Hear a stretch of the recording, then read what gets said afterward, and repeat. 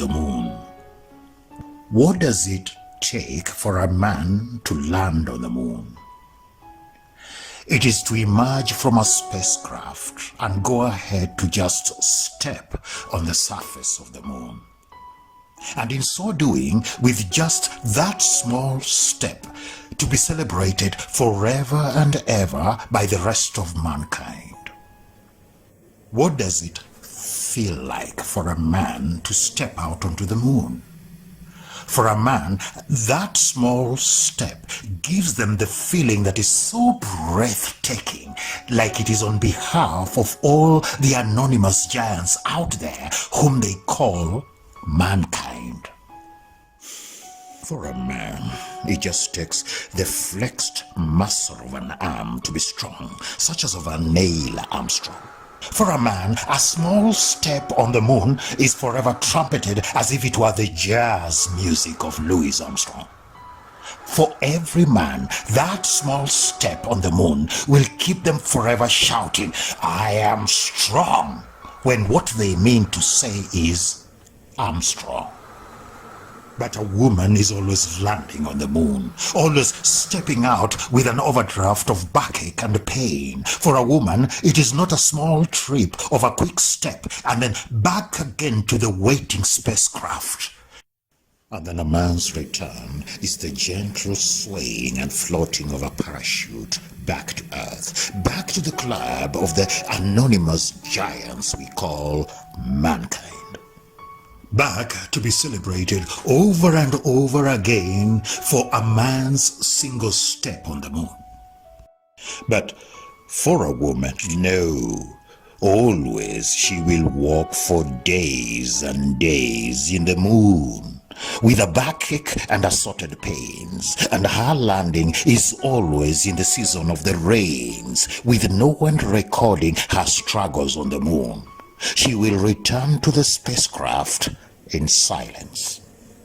For a woman, a landing on the moon takes every part of her being to be involved. She has to be strong. Hers is not just a case of a single outstretched arm, an arm waving a star-studded flag, and then somewhere in the cosmos the celebrations begin in the clubs of the anonymous mankind.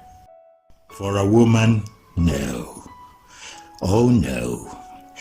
It is a slow walk, full of backache and assorted pains.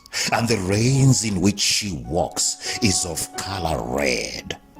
A walk in the season of the rains.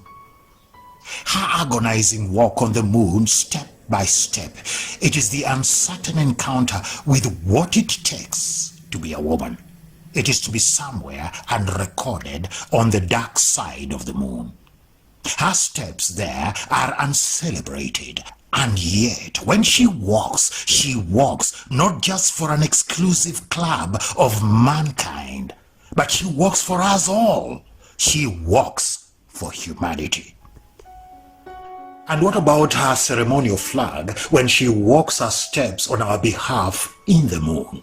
It is a blood-soaked mess, as so they say, and not to be hoisted or waved above, but to be tucked away in a plastic bag.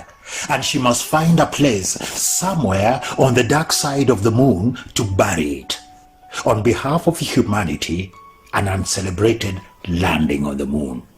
Just another walk in the rain, so they think.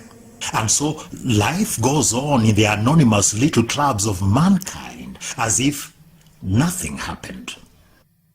Oh, she just has to be strong.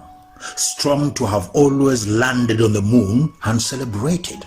But for mankind, the one single step of a once upon a time landing on the moon is still being celebrated in star-studded ways. Ever since, the parachute is still swaying and floating and drifting back to Earth, with all eyes glued to the balloon. But for days, the woman is still stuck on the dark side of the moon, looking for that secret place to bury her red flag.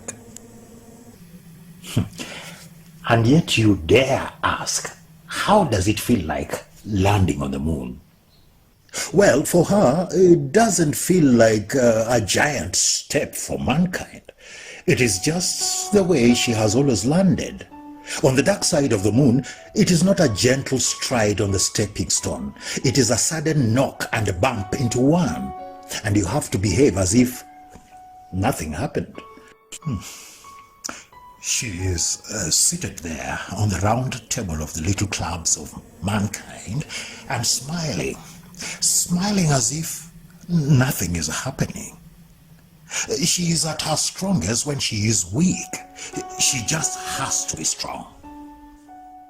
You ask what it feels like. Just look at her. Look at any woman on any rainy day. Just a little headache, an anonymous pain, and as they say, it will somehow go away.